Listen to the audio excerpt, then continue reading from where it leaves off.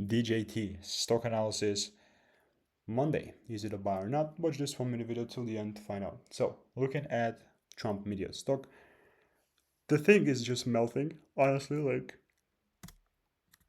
the only way in which I would take this thing higher is if I see bullish momentum, and in reality, that only can really be a bullish momentum if we start breaking above